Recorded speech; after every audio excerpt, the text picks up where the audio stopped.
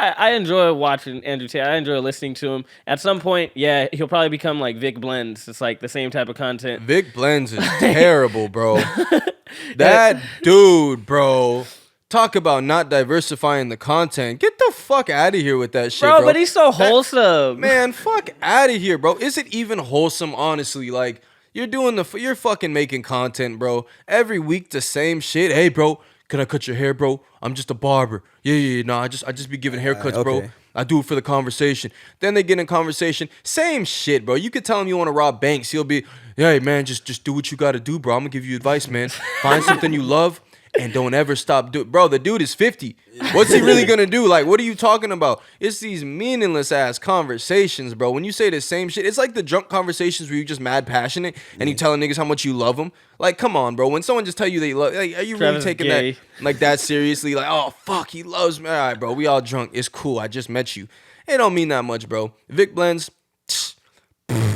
Hilarious. Bruh, come on, man. Don't go that hard on Vic Blends. He don't mean no harm. I feel like he does something good for the world. Sometimes people need pick me up. And you don't always need to be polarized and be fucking super controversial about your content just so people could click on it. I would think that you want to create a certain form of art, or that's art to him. Yes. To actually have certain conversations with people about their aspirations. That's because what I call same shit, different toilet. I hate this too, bro. But come on, man. I bro, keeping people in that state of complete polarization is not something that's healthy for humanity. I really don't. Diversify the content, bro. And I don't even think he's that nice as a barber. I'll be honest. What are you talking about? I'll be seeing some weight in there. Oh, that's another thing. Man, you think that this motherfucker put together some type of crazy corporation, or like he made it to the barber league or something? Like, yeah, bro, I have a passion, bro. It's not even just in the cut. It's the people, bro. Changing lives with these. You're giving the nigga a haircut, bro. Let's just keep it 100, bro. Bro, but when my haircuts change lives, bro. Bro, you're wearing a hat because you don't have a haircut. Exactly. I Exactly. I don't think it's the haircut, bro. It's like you're able to speak life into people. If they go do shit or they don't do shit, that's on them. But at the end of the day, you being the person who's actually like giving them motivation to go do it. Oh, you know what? Supporting point. All right, giving people life. Like, you don't know what could impact somebody or kind of change their day and help them out, right? So I'm doing a photo shoot in the subway, right? And then the dude hops off the subway, a black dude. He's like, hey, can you help me find Rosa Parks and whatever wood? Can you help me find Rosa Parks to stop? I'm like, okay, yeah, I'll help you out. I don't know where that's at, but probably the Blue Line, something like that. He's like, yeah, man, I just got out of jail. I'm like, whoa, okay. Get the fuck away from me. But he seemed like a cool guy, so I'm listening to him. He's like, yeah, I was in jail for like 40 years. Whoa. I'm like, whoa. So he has a cell phone. You need Vic Blends. He for sure need Vic Blends, you feel me? So he's like, yeah, I just been asking like young guys to help me out. And so I was like, oh yeah, no problem. Okay. And so then I'm helping him out, and then I kind of like, he sees the cameras. Oh, you got a camera? Like all this other stuff. I'm like, yeah, you want a picture? He was gonna rob you. I was like, yeah, you want a picture? He's like, all right. And so he kind of like perked up. He starts smiling and laughing, and like I'm taking pictures. Like you could just tell, like he kind of like cheered up. And then like after we took some pictures, I walked over, tried to help him find a spot. He's like, thank you. You know what I mean? And it was like, it was a genuine interaction. Like, I like that. Yeah, it was cool. But did you start giving a bunch of bullshit advice? About jail and nah, like bro, life. Yeah, whatever you do, bro. Listen. Whatever you do, bro, give it 100%, man. I set out on this goal a while ago to take pictures, and I took pictures today. Yeah. Nah, I ain't telling him about that. Bro, he started off with, I just got out of jail, so I didn't really want to open up the Pandora's box. I would have maced his ass right there. Because I thought about it, I was like, I wanted to be like, what for? But I'm like, I really don't want to Imagine after that, he's like, yeah, raped 2 dudes, killed them both. God damn. It's like, all right. No reason. I don't even know why. You only got 40? Come on. Like, exactly, bro, 40 years is crazy, 40's a long time. That nigga caught a body. Exactly. No, something, bro. But it wasn't that bad. Yeah, because he got out. And I was worried. I'm thinking like maybe the bus stop wasn't even there no more, or the metro stop, because I'm like, bro, I can't find it. I was struggling to find it, and then we finally found it. Yeah, man. And he went on about his day, and then he wanted me to send him the pictures too, but I was like, I ain't sending them. It wasn't just him though. That's why I was with a girl, and he was like, oh, who's your cutie? Who's your cutie? Who's your cutie? So he was finna beat dick to them pictures. I was yeah. That's a little weird. What's it called, bro? You see, you literally gave this person life. You know, whether it's like you speaking to the guy or just with your camera in your hand and you can just see them come out of their shell, like that's way more beneficial than, bruh, fuck the left, fuck the right, and it's like we're gonna just talk about bullshit. I understand like controversial shit that maybe we do need to talk about like abortion or gun rights and all these things. But if you're constantly in that thing, it's not healthy for your brain. You're not going to do anything with your life if you just constantly stay in the controversy. I do it for a job, right? Because we do this podcast. Yeah. But if I had the choice and like, You're not watching no fucking haircuts, bro. No, I'm not watching haircuts. I'm not watching haircuts. Watching Vic. It's that type of content that I feel like, yeah, maybe he's making it right now. But it doesn't mean that he's not gonna freaking improve his content and talk to bigger masses. You know, some people are preachers. Bro, but like, see, that's the thing. Like, why is he giving so much advice? I don't want him talking to masses. This motivational speaking like bullshit. Bro, I could do that shit. You think I couldn't? You know why I couldn't right now? Because my clippers have a cord on them. So I need to buy ones without the cord on them. And then stop motherfuckers wherever I'm at and be like, yeah, I'm going to make a video on you. Bring my little fucking stool that we shot up. 35 bullet holes in it, by the way. Damn. I counted. It's empirical knowledge versus like conceptual knowledge. You know, in college, they'll teach you about, these theories and ideas. But a lot of the times you have to think about the theories and ideas and maybe apply it to the real world. But I'd rather learn from somebody who has done the work, you know, like empirical knowledge is somebody who went out there, like you, for example, you did your Turo shit, you're on your Turo shit. I would rather listen to you versus the motherfucker who's like just talking about theories and shit. Or read a bunch of books about it. Yeah, because it's like you went out there, you have the grit to do this. Why wouldn't I listen to you? But this is haircuts. Business. I'm not giving. He's giving free fucking haircuts. It's free haircuts. What kind of business is that? He started the business first without the free haircuts. He had to charge people for the haircuts. Do you not know Vic Blends' life story? Is Vic Blends a cracking barber before he did all this part shit? He used to cut up Emily Choppa. He was a celebrity barber. Know his name. You know his name because of the free cuts he did. Exactly, but I knew him before when he was in Atlanta as a fucking barber. Really? He was grinding. His haircuts were fly. You see celebrity haircuts all the time. Oh, he was doing celebs before? He did a little free shit? Yes, bro. That's why he pivoted. It's okay to pivot, What the hell man. took you so long to say that? See, I'll be setting y'all up. I thought you knew. Oh, you thought I knew. See, I'll be setting y'all up. See, I'm making you a better arguer, bro. But still, fuck that. How you a barber when you wear a hat everywhere?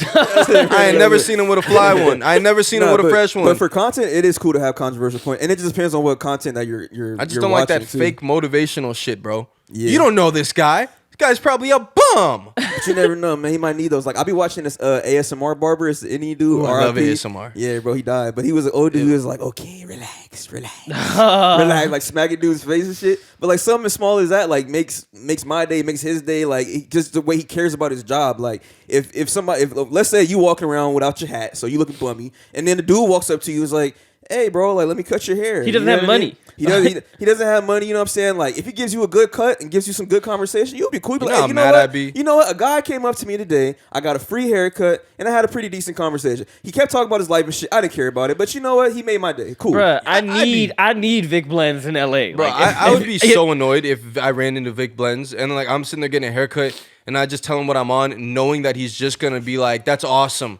What you're doing is great, bro. Don't give up. Don't give up. I'm sitting there like, yeah, nah, okay.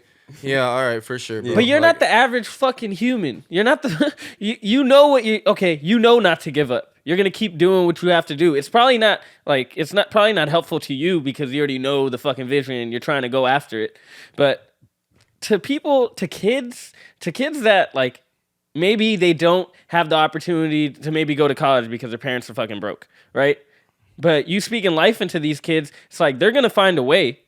You know, and I think I think it's wholesome content. It does get corny. It does get corny. I can't lie. It gets super corny. Like, if you're watching his content, if you're just on his page and you're just looking at a bunch of videos, it's like, bro, you're just repeating the same shit. I get that. But it's very beneficial. Just like Gary Vee is very beneficial to newer audiences. Now it's like, bro, I've heard you, Gary Vee. I don't want to listen to you because you can't keep hearing the same voice. Thank you for getting me on the fucking track. Yeah. But now I don't need you. You know, it's like like so much new info you can give. Yeah, and some people need like father figures, right? Just not Vic.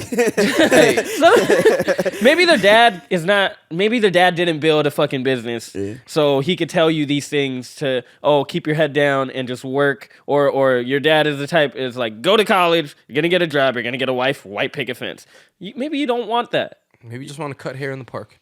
Bro, Look, or in the barbershop. roll up me, Vic Blends, court. Roll the ball out. I'm leaving out that motherfucker with my hand raised. I will cook him one-on-one. In a haircut battle? No. No. But I'll beat him in fucking not blabbing someone's ear off when you're cutting their hair. Motherfucker, bro, imagine someone was down for the haircut and they just put the AirPods in and we're just not saying shit. Just, huh? All right, you be the first. You be the first. Content. That'd be so fun. He'd be pissed, bro. Give him the cut, like, just ask him, so what are your dreams, bro? One sec, bro. I'm listening to Dreams and Nightmares. Come on. I got a podcast player right now, bro. I got Gary Vee on here. Man, Meek Mill already got me on my dreams. Man, what's some other shit, man? What's some other shit I could stir the pot with? Okay. Let me ask you guys this. With when you're creating great art, do you think you need to suffer? Yeah. Is there a need to suffer, or is it more like, this is my creative like bag, and this maybe I'm emotional about this piece of art? I feel like when you're suffering, sometimes the emotions are more like vivid, so you have more clear thoughts and more like clear like feelings you want to put on the canvas, whatever it may be. I don't think it's necessarily required. I think it just oftentimes come with it. And I think also if you're someone that actually like works on their craft, you're going to be working when you're happy, sad, whatever. So you're going to have euphoric songs or whatever the craft is, euphoric times, sad times. But I do find in the sad times, the thoughts are just more clear and like concise, and you just have way more you want to lay out. I think suffering is a part of the process for an artist. I haven't seen one artist interview or artist talk or even human in general that says they haven't suffered.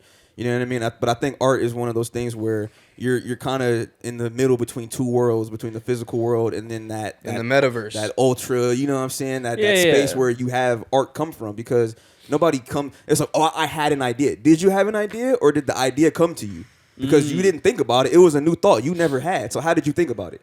You know what I'm saying? Like you probably sat there contemplating the issue, and then the answer came, but you didn't have the answer. So it's not like you made the answer. The answer made, in a way, made you. So it's like suffering is something that is a part of the artist's journey.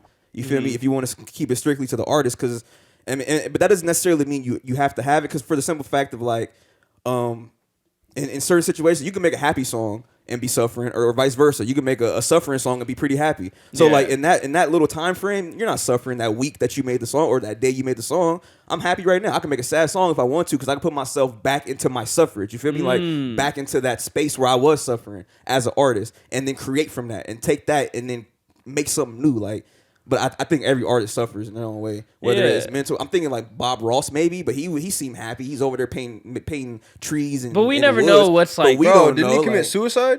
Oh, he not. So damn. How did Bob Ross die, bro? I don't know. So, but every time I saw Bob Ross, he seemed happy. But best believe he's suffering, bro. Like somehow, some way, like every artist is, because I think art is like in a way escapism. In a way, escapism from the mundane of what we call normal. Sorry, I misspoke. He died from lymphoma. Oh, yeah, I don't want to. So yeah, like the mundane of where we are, and that's how artists escape, is just by being daydreaming, thinking about some other shit, and then they come up with flipping some words around or drawing a picture or a drawing that then evokes a certain feeling from you. Like art is beautiful, are you guys able to tell, like, we have all this content on YouTube that we are exposed to. Are you guys able to tell when it's something that's created from suffering, or is it something that's created because you're gonna get clicks?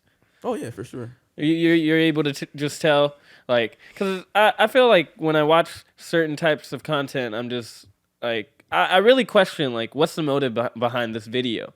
It's like, are you truly trying to give something to the world, or you're just trying to make some money? And what creators have you seen that you kind of question that with?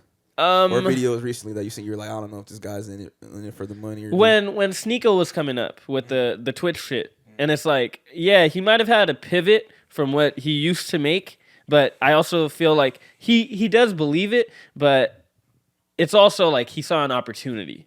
This is an opportunity to go ham because people love this extreme side, And I feel like that's when the art kind of suffers. When you're only going into the most extreme side of it. I get it. Like, maybe you are hurt in certain ways that it might push you to, like, going to the extreme, but that can't be all of the content, And that's where I feel like I enjoy art that's made from your heart, and not thinking about the masses in that sense. Like, if you truly love something, like, you do it without money, right? Yeah.